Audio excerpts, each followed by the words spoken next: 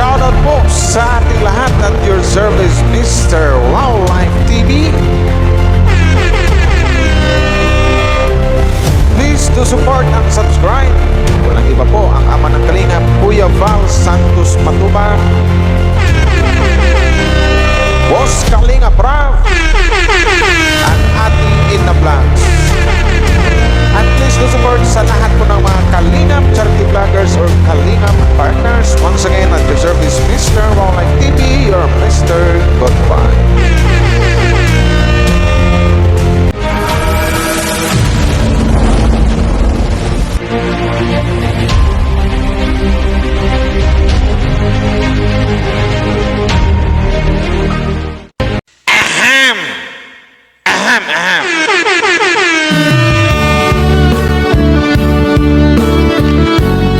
So shoutout sa lahat guys na magandang kayong lahat. Magandang araw po sa inyo lahat dyan. At your service, Mr. Wildlife TV. At ito na guys, shoutout sa buong team Kalingap, sa mga EDSIN yan. Silo po sa inyo, shoutout. Another video reaction po ang gawin natin ngayon. No? So alam nyo naman, dito sa mga pero bago natin pag-usapan yan, suportahan natin ang buong team Kalingap. Kuya Val Santos Matubang, Kalingap Rab, at Ina Vlog, sa lahat ng mga Kalingap reactors, syempre sa mga Kalingap charity vloggers guys, suportahan po natin. No? Sa lahat ng mga Kalingap partners. Yan yan! So ito na, another reaction po ang gawin natin ngayon. Kasi hanggang ngayon, hindi pa rin mahinto-hinto na about kay Mariel na sinasabing secret GF down. Grabe naman itong mga basher na to. Na hanggang ngayon, ayaw pa rin tigilan. So ito, dito na natin malalaman guys. Pero iwan ko lang sa iba, bakit may secret GF na kiss yun? Ganito nido, isang Mariel. My God! Mayroong girlfriend talaga si Kalingap Ido. Mayroong girlfriend, walang iba kundi si Beyonce. Wala lang iba, yun. Ang isang Beyonce girl. Yun yung girlfriend ni Kalingap Ido. Walang iba, hindi si letter M, si letter o si ano pang mga letter nandyan, kundi letter V as in victory. Beyonce. Yan po yung girlfriend niya. O ito, para maano nyo, bago ko i-content yung bulong ni Boss Kalingap Rab at saka ni Boss Vincent Calyada. Shoutout na pala Boss Vincent Calyada, no? Ito maunahin ko. Shoutout Boss Vincent Calyada, gamitin ko lang itong live mo last day ha. Kasi ayaw nila ayaw tumigil eh. So ito na lang siguro. Para marinig natin to. Ano bagang aring bulong na ari or ano ba to, para may hinto na. Mas maganda rin yung sinabi ni Boss Kalingap Rab na interviewin na lang niya si M. Ito na yun. Wala akong red, pasensya na po, wait na lang kung may bulong ito. Walang po, salamat po. Lena Lopez. Yun po, Ma'am Lena, napakita ko na po dyan. I-replay nyo na lang po yung matinding bulong din sa EDSI. O yan na, ang matinding bulong sa EDSI, yung nag-date sila. Nag-date yung dalawa. Yung mga nagdududa dyan kay Kalingap Ido, iwan ko na lang sa inyo, my God. Yung mga nag-overthink dyan, yung walang tiwala kay Kalingap kay Ido, iwan ko sa inyo. Yun na lang masasabi ko. Basta ang alam ko, EDSI is real, EDSI is nagmamahalan. EDSI is love, EDSI is couple. Okay na? Hindi yung mga puro kituda, meron pang secret GF, mga mukha nyo na yun, secret GF. Oh my God. Date, basta nag-date po sila, nag-date. Nag-date na. Narinig nyo, nag-date ang EDSI. Yun yan. About sa Mariel. Sino ba yung Mariel na yan? Ito na, about kay Mariel to, no? Ito, nalaman na ni Boss Kalingap Rab. Makinig kayo mga bashers. Mga basher, makinig kayo. Or yung may mga fans na duda kay Kalingap Ido, makinig na lang kayo. Yun na lang.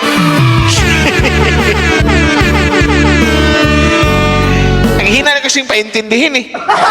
Okay, sana yan. Date po sila, nag-date. Nahihiya, comment nyo about sa Mariel. Sino ba yung Mariel na yan? Interviewin mo nga yan, bro. Sige po, tagasan po yung Mariel. Ayan na ha. Inutusan na ni Boss Kalingap Rab si Boss Vincent Calyada. Interviewin mo ngayon, bro. Taga dyan lang yan sa diet siguro, ang isang Mariel. Para matapos na.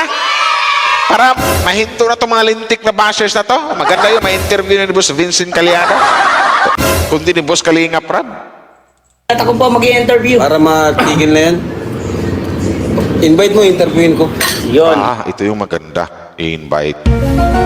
I-invite pinapa-invite ni Boss Kalingap Rab kay Vincent Calyada, si Letter M or si Mariel.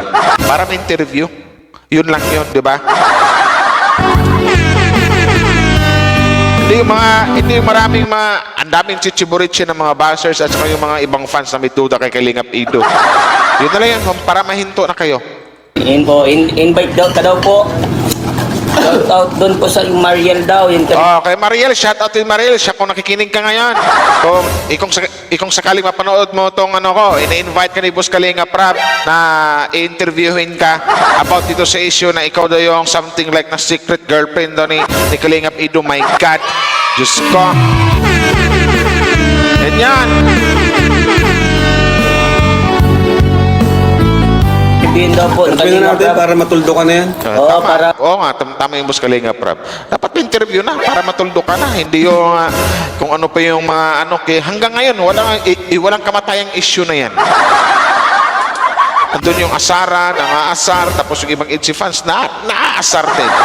Kumbaga yung masasabi ko lang dito, andun na kasi yung ibang mga fans na hindi ko nilahat, yung mga hindi solid EDSI, mga something like that, yung tipong mga matawag nating one-sided fans, na yung tipong wala silang tiwala kay Kalingap Ido, na kunting husga or something like kunting gawa-gawa lang ng kwento or gawa-gawa ng istorya ng mga basher, itong mga one-sided fans ang niwala agad.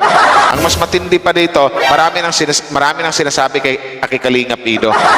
So much better, mas okay to, ma-interview ng isang Boss Kalingap Rab, ng isang Kalingap Rab na nagbuo ng EDSI, ma-interview niya si Mariel or si Letter M. Okay na yun. Para mahinto na. Malaman na natin kung ano baga po yung binubunganga. Tama yun. Walang GFC, Eds. Walang GFC. Meron bro siya. Wala naman talagang literal na wala pang GFs. Walang GF na iba. Hindi si Mariel or sino pa yung mga pinagtuturo ng mga bashers, pati nga beneficiary ni Kalingap Ido nadadamay na eh. Si Ma'am Ellie, ano pangalan nun? Early ba yan? Nadadamay na eh. Walang GF si Ido. Ang bukod tanging GF niya, walang iba kundi si Viance. Yun yan. Ganda yan, ganon. Daming sinsat-sat ng mga bashers. Ang mano lang kasi dito, may mga ibang fans na malalabnaw or something like na walang tiwala. Malalabnaw or something like na hindi solid EDSI fans na yung iba talaga na nagpadala sa mga or nagpauto or nagpadala doon sa mga gawang-gawang istorya ng mga lintik na mga basher. Yun yung mga nangyari eh. Sabihin pa, si Mariel noon pa yan, ilang buwan na yan. Sa tingin nyo ba manliligaw ang isang Kalingap Ido dito sa isang Viance? Kung may girlfriend siya? Anong tingin nyo anong tingin nyo kay Kalingap Ido? Manluloko? Kumbaga, hindi pa rin gininiwala na nagmamahalan yung dalawa or mahal na mahal ni Kalingap Ido ang isang Viance girl. Kasi until now, hindi pa rin mawala-wala sa isip niyo yung si Mariel. Huwag kayong magpaniwala sa mga lintik na basher. Kasi bashers is always a bashers. Hindi na mababag yan. Alam niyo yung mga utak ng mga basher eh, di ba? Si Viance lang. Oo, walang GF na iba. Kasi may inano sila dito. Di ba? Si Boss Kalingap Rab na nagsabi, walang ibang GF na iba, kundi si Viance girl. Maghatid sundo pa yan. Ito na lang, maghatid sundo pa yung kay Viance. Palagi. Always in English. Kung may girlfriend si Ido o kung girlfriend ni Ido ang isang Mariel, maghatid sundo pa yung kay Viance. Haharap ba yan sa magulang ni Viance? Marami ba ang picture doon si Kalingap Ido doon sa bahay, sa kwarto ni Viance? Kung may girlfriend na si Kalingap Ido or something like na girlfriend ni Kalingap Ido ng isang Mariel, mag-isip-isip din kayo mga Yung mga may duda yung may mga duda kay Kalingap Ido, ulitin ko, yung mga fans na may duda kay Kalingap Ido, mas matindi pa kayo sa mga bashers. Sa totoo lang, real talk. Yun yan. Yung mga one-sided fans, yun yan. So, mas maganda nga itong naisip ni Kalingap Rap. Interviewin si Mariel. Oh, hanapin niya or something like, kausapin ni Boss Vincent Calyada kung pwedeng interviewin. Para mahinto na. Mahinto na yung mga isyong kisyo, ganito, ganyan, etc. Yun yan. Diba? Sana yan? Walang ibang GF si Kalingap Edo kundi si Beyonce. Pinakita ko na sa inyo. Ano ba Oh, yun na nga. Diba? Walang ibang JF kundi yung isang Beyonce. My God! naman yan? Ano ba naman yan? Oh, ito, patunay. Oh, ayan another patunay. Pinakita naman yung patunay ko. Oh, ayan na yung ayan yung magjowa. Ah.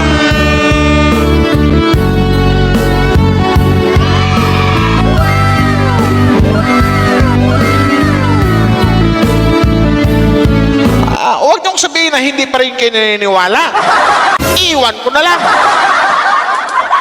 Maril ka ng maril. Huwag din magpaniwala sa mga basher. Oh, kuya, date daw po muna kami. Sa tingin nyo kung may jeep na... O, di ba? Ang sabi ko, Kuya, date po muna daw kami. Sana all nagde-date. Sana all nagde-date. Nag-date si Alfredo at saka si Alfreda. Ganyan. Di ba? Ito, pakinggan natin tong, pakinggan natin yung sinasabi ni Boss Kalingap Rap. Ano to? Tunay. Oh, Tingnan niyo kuya, date daw po muna kami. Sa tingin nyo kung may jeep na iba si Edo, papayag yun ng ganyan na may ibang dinidate? No, kaya tama si Boss Kalingap Rap, di ba? Makipag-date kaya or lagi kaya makipag-date kaya si Kalingap Ido kung may JF na iba? Kasi isasama kayo niya lagi si Beyonce kung legit na may ibang JF ang isang Kalingap Ido. Isip-isip naman. Huwag magpadala sa mga basher kayo mga basher, mga utak talang kayan. Utak dilis. Ganyan. Diba? Diba? Siyempre hindi. Kung may jeep ka, di ka magkipag-date sa Yes. kalagdi mo. Tama. Yes, di ba mindset ba? Mindset. Ayan. Mindset ba? Mindset. O yan na yan. Sa mga dyan, sa mga may duda kay Kalingap Ido, para sa inyo yan. Kasi sinasabi ko sa inyo, mas matindi pa kayo sa mga basher eh. Nakikipag-date ba yan na Siyempre, kung akong jeep na ano yan? Alam ko ba? Love team yan. Oo. Bakit nakikipag-date ka? Ba't kayo kakain sa labas? Ano ba? Ano nangyari sa inyo? Saka kung may jeep, di natin tutuloy. Wala nang love team. Tama. Di ba, inalimutan niyo yung sinabi ni Boss Kalingap Rap at ni Kuya Val? Kung yung mga leading man, may mga GF na, hinto ng love team. Hindi na matuloy. Di ba? For example, si Ido, kung may GF yan, malamang, matagal lang nahinto ang EDC. Kung girlfriend ni Ido ang isang Mariel, yung iba kasi hindi pa makamubuon dun sa im na yan. Ang alam nating lahat, alam ni Kalingap Rap, alam ni Kuya Val, alam ni Ate Edna, alam ng buong team Kalingap kung sino yung legit na GF ng isang Kalingap Ido. Kahit wala pang formal na anunsyo. Alam nila na walang iba kundi ang isang Beyonce girl. Yun.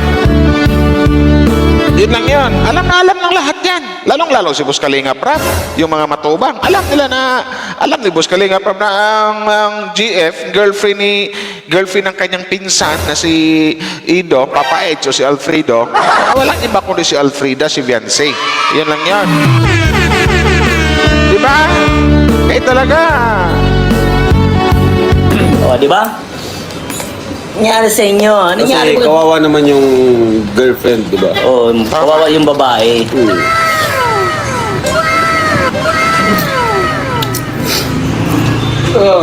Yung sa concert, katagal-tagal na nun, saka ano yun? O, di ba? Yung concert, ang tagal na nun. Hindi ba, iporkit manood ng concert, magjowa na? mag-girlfriend mo na. Hindi ba pwedeng kaibigan, kamag-anak, or something like na magkabarkada? GF agad? Sana all.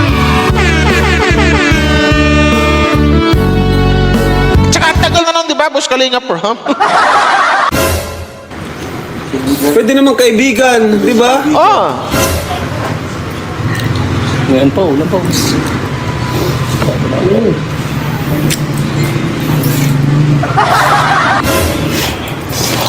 Wala naman sila, doon naman sa concert, di naman sila magkaakbay, Yun ang pinakapunto doon. Pwede lang kayong pwede lang kayong mga mang-bash or magalit kay Kalingap Ido. Kung nakita niyo sa video, magkaakbay or something like nag-kiss. Yan, pwede kayong magalit. kayakap. Di ba? Nakatayo lang naman, di ba? Nakatayo lang. Buti kung nakaganyan. Yan, kakbay. Oh, tama, kung magkakbay, magkayakap, doon magalit kayo. Yun yan. Talaga. Kaibigan yun. Basta for me, magkaibigan lang si Mariel kasi Ido. Yun lang po. Kasi yung iba kasi, kung sino yung magkasama ni Kalingap Ido sa, alam po, sa mag-post ng picture, wala na.